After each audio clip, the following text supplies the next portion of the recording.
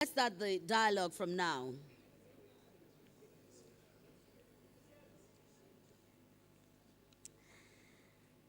While that is going on, I'll quickly say that I'm not alone here today because this sometimes I get very emotional when it comes to health. So I have with me here who are going to also come on the microphone from time to time, Gloria Oji. Gloria, please can you stand up for recognition? She's a marketer. So I'm sure she's going to be marketing health today. So thank you. We also have Ambassador Chibuzo Okereke, who is a legislative assistant from the, if you have the program with you, we're going to start with him setting the discussion. Thereafter, we'll have a short tea break, and then we'll come back for the official opening ceremony. So I thank all of you here and hope that this will be a springboard for better understanding of the needs and the way forward for healthcare delivery service in Nigeria. We're expecting Dr. Faisal. He's around. I've seen him in person. We expect him to be brought in. I'm getting some feelers there, but I can't decipher exactly what I'm to do. Okay, he's here. Thank you.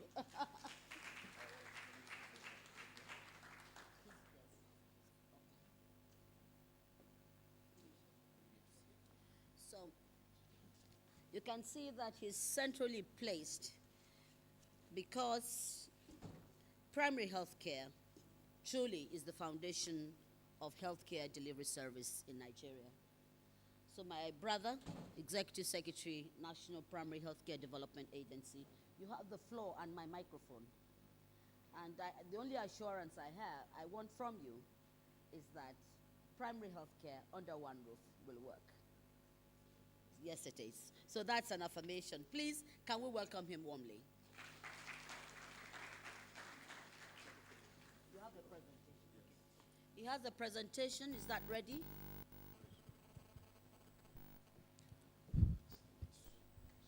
So good morning, everyone.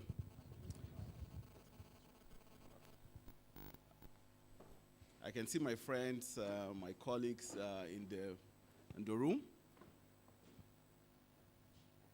But really, it's a special time for me. But Auntie Moji whispered to me that this is sort of an informal gathering, to talk about the things that we feel very passionate about. So I'm not going to go through the process of recognizing all the protocols. So please forgive me. I recognize all the important people that are here. I see commissioners of health, I see executive secretaries, and distinguished ladies and gentlemen. Today I'm just here to speak from my heart because primary health care under one roof and really how that keys into universal health coverage is something that I feel passionate about. I feel passionate about it because, everybody knows that universal health coverage is a health system that provides healthcare delivery and financial protection for all citizens. Growing up in Nasarawa State, I had a very rich uncle. My father was the educated type, but I had an uncle who was a farmer. So he had a lot of cattle. He stayed in the village while we stayed in the town. But we will always go back to the village, maybe during celebrations, during holidays. And he will take me and show me, you see that white cow there? That's the one I'm going to sell so that you can go to medical school. So you become a doctor one day. And the brown one there, that's the one that your cousin, that's the one that's going to be sold so that your cousin can also become a doctor. So from time to time, anytime I'd go home, I'll go and look at, the cows that have been labeled, for my medical school education. So, but there was a time that I went to the village and my uncle was not feeling very well, and so we went to greet him. So I went back to go and see my cows and see how fat they had grown. And they were not there.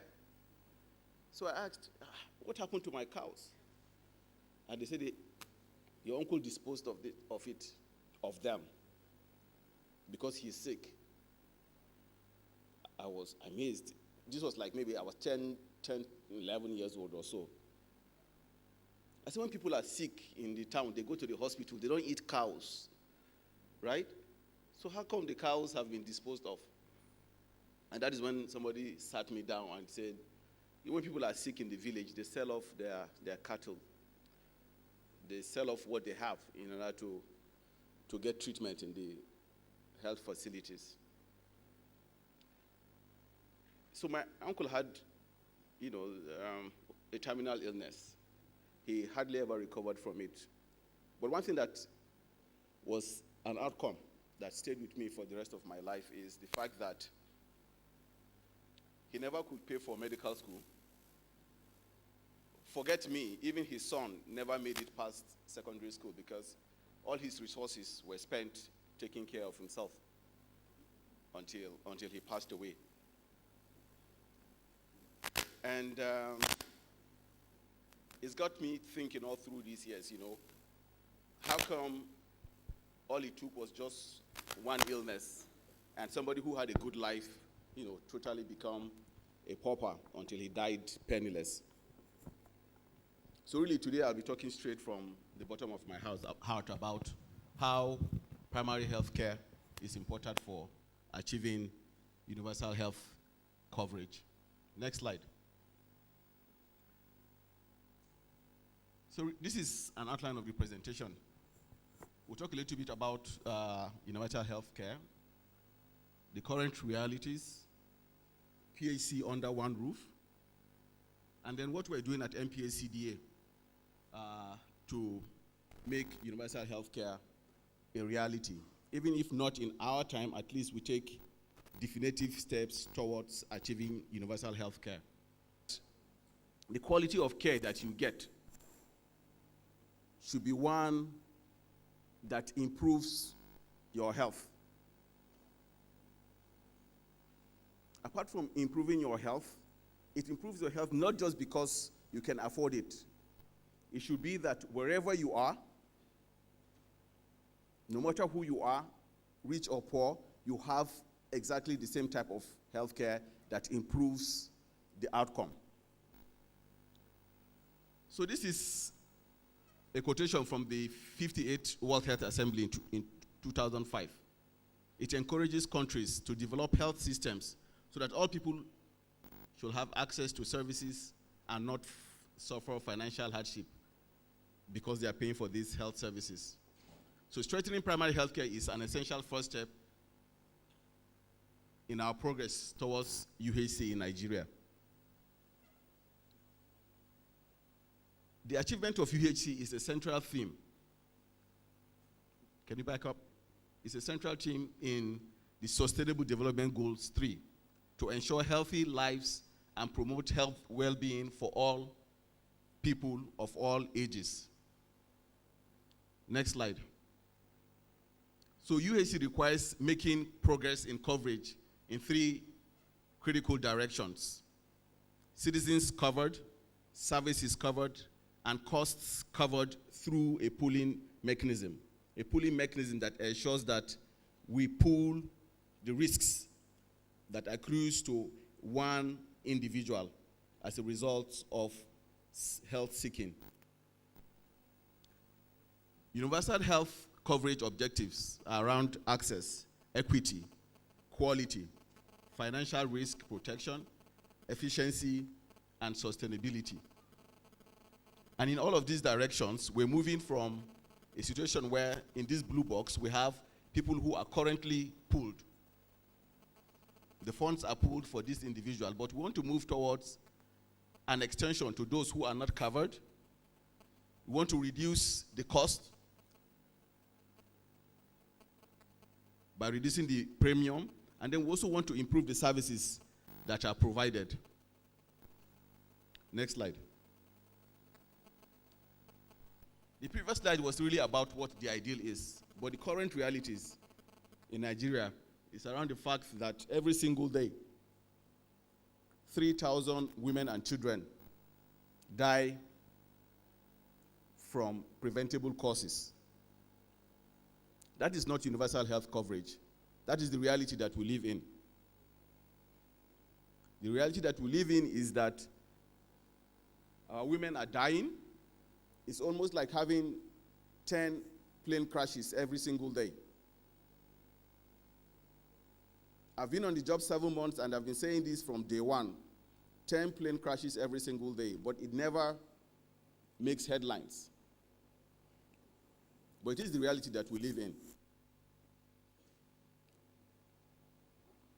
The indices for maternal mortality, for child mortality, infant mortality are there.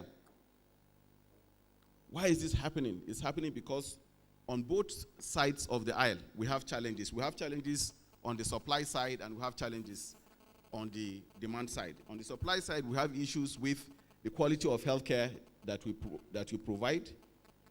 We have problems and challenges with access, equity.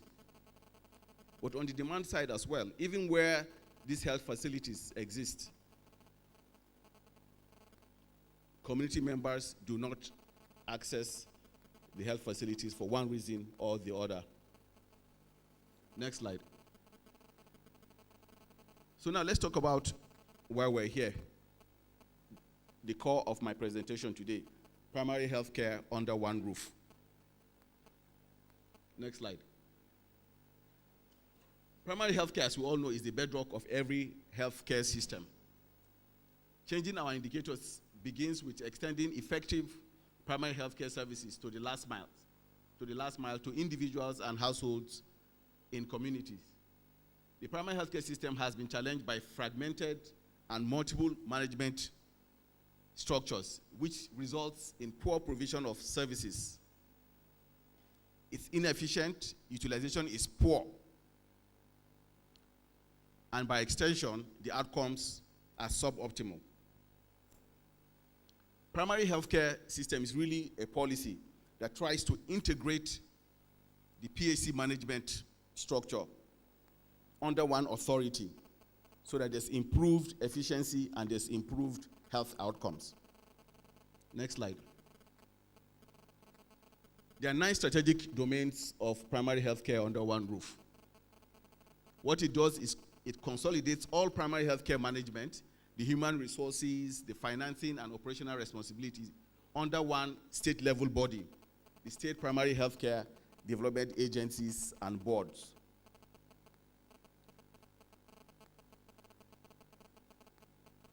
These are the 9 domains that you have there as pillars. You have governance and ownership, legislation, minimum service package, repositioning of agencies, systems development, operational guidelines, human resource for health, and setting up an office. Next slide. These are the key elements of primary health care under one roof. There are 7 of them. To integrate the provision of primary health care services under one roof, establish a single management body for PAC with adequate capacity to control services and resources, especially human and financial resources. Decentralize authority, responsibility, and accountability to local levels. Establish one management, one plan, and one monitoring and evaluation system for all stakeholders. Establish an integrated supportive supervisory system. Clearly define an effective referral system between and across levels of care. And finally, ensure the appropriate and implementable legislations and regulations are established. Part of the challenges that we've found in the last few years is that many states have legislation that prescribes the integrating of all primary health care management under one roof. But they fall short of the next step, which is to create the regulations. The legislation provides a high-level vision of what you want to achieve with primary health care under one roof. But after the legislation, it now behoves the Ministries of Health, the Commissioner of Health, to ensure that there is regulation that talks really into details how this legislation will be implemented. And that is why you find that across the land, you have different models of primary health care under one roof that is being implemented. Next slide. What are the implications of implementing primary health care under one roof reforms on universal health coverage? One, it improves efficiency. How does it do that? By providing oversight on all PAC activities delivered by local government health authorities and partners. This reduces duplication, wastage. It improves efficient use of resources to ensure we achieve better health outcomes. Secondly, it enhances transparency and accountability with clearly defined roles and responsibilities for the governors, for the LGA chairmen, the health commissioners, and stakeholders to know exactly what they are supposed to do. So if any of these tiers of government or individuals drop the ball, because we have assigned roles and responsibilities, then it is possible to hold them accountable and say we've not achieved this by a specific timeline, and then what are the implications for the system. Next slide. It improves the quality of health services. Because primary health care under one roof promotes equity and increases access to affordable, high-quality basic healthcare services, especially for the poor and vulnerable people who live in our communities. Then it increases access to more funding. So one of the policy directions of this government has been to provide for the basic healthcare provision fund. This is clearly spelled out in the 2014 Health Act. In the 2017 budget, we're not able to do it, but I know that there are concerted efforts to make sure that we're able to get 1% of the consolidated revenue funds available in the 2018 budget. I'm sure that we'll have a time later today to discuss this. Next slide.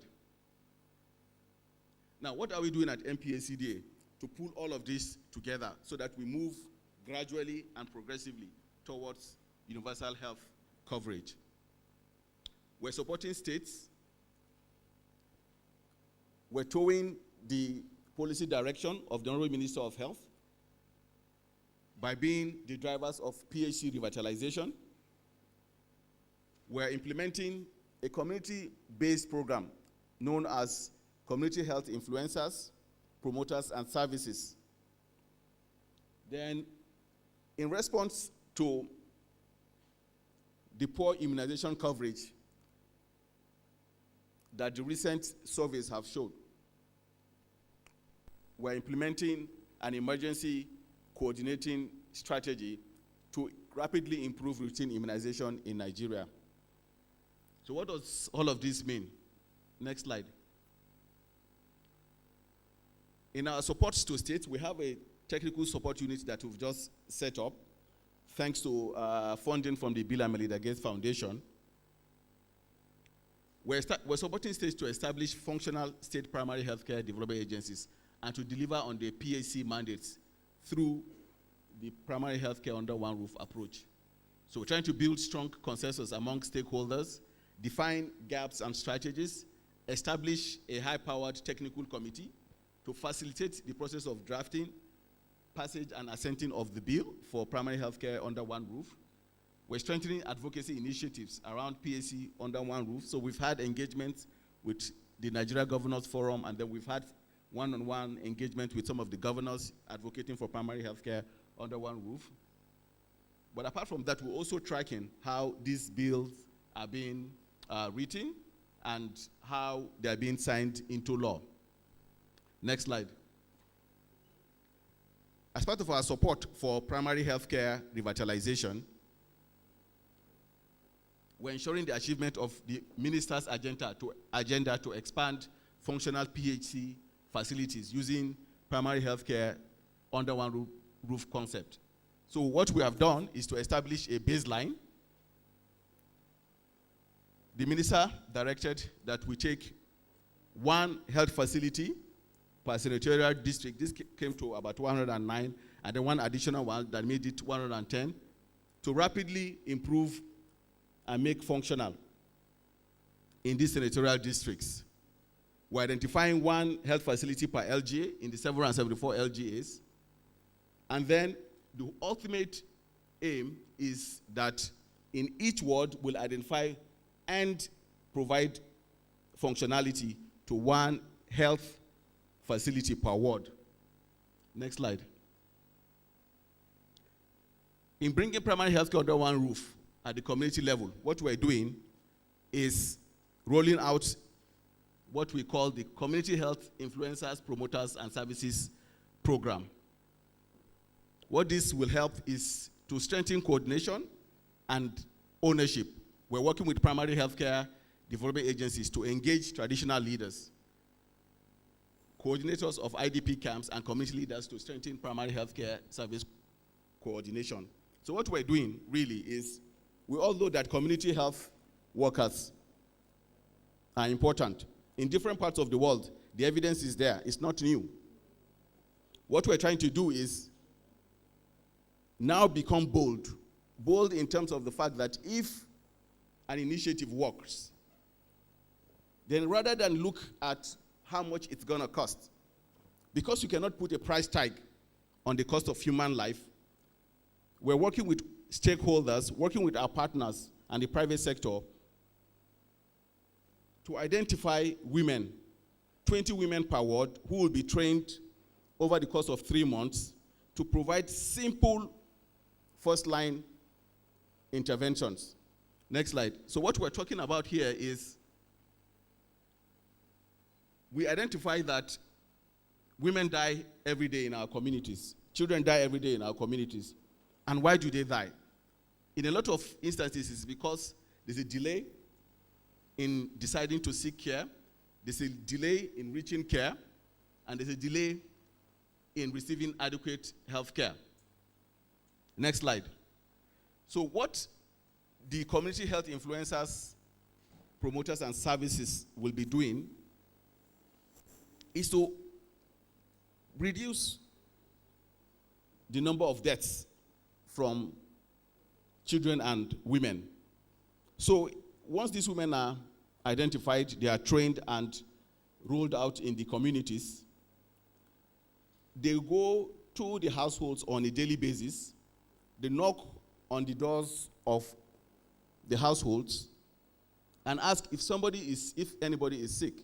So if a child, for instance, has diarrhea, these women have kits with oral rehydration solutions that they can provide before the child gets dehydrated. Dehydration is one of the greatest causes of child mortality in our communities. If a woman is pregnant, these women will encourage them to seek antenatal care. If there's an injury in the community, they will be trained to provide first aid before they go to the primary health care centers. There are different initiatives, such as volunteer community workers that are bankrolled by UNICEF. We have the co-ops, we have the village health workers that are bankrolled by the Gates Foundation. But what we're saying is that we need to scale this up across the nation. And we've already started this engagement in Sokoto State, and we're hopeful that in the next 2 weeks, we're going to have the first community health influencers and promoters in Sokoto State. Every day, moving from house to house, providing simple health interventions. So that just because you live in a rural area, it doesn't mean that you should not have access to the most basic health care possible. Next slide. As a direct response to the recent surveys, immunization surveys that shows that we have only about 33% coverage in routine immunization, we set up a national emergency routine immunization coordinating center. that ensures that health workers working with partner agencies come and sit in one place using a war room approach to discuss the challenges that we face with routine immunization. It is an embarrassment that with all the human and material resources that we have in this country, that we're only able to vaccinate some 33% of our kids. What happens to the remaining kids? That means they are left vulnerable to vaccine-preventable diseases. And that is why we have said that it is not enough for us to have a situation of the past where such meetings to discuss routine immunization happens maybe once a month. What is happening right now is that every single day we're looking at the data and asking tough questions around why we're not doing so well, engaging with the states and trying to find solutions to their problems. We're doing this with our development partners that are listed here. Next slide. So we have a lot of confidence that in the course of the next few months, we're not going to get to the ideal of having healthcare that's of good quality to every single Nigerian. But we think that we've started laying the building blocks that builds on some of the previous work that has been done, but we rapidly ensure that we move progressively towards achieving universal health coverage. So we're deploying resources on the supply side by revitalizing primary health care and making them functional. Revitalizing them does not mean just renovating them, but ensuring that they have the kind of human resources, the kind of medicines, equipment that are required. But apart from the supply side, we're also creating demand by rolling out community health workers that will talk to women and give them guidance around, water and sanitation, simple hygiene. And when they are pregnant, if they have complications, engage with the traditional institution in their communities to ensure that they reach health care before complications arise. It is a long journey, but I feel coming from where I've been, where I've seen my uncle lose all resources because he did not have financial risk protection from illness, that I'm beginning to see a light at the end of the tunnel, that with all the resources that we have, that all the support that we have and the leadership that is provided by Mr. President and the Honorable Minister of Health, who has just walked in, that it is possible for us to achieve universal health coverage. Thank you very much. Thank you. Thank you so very much.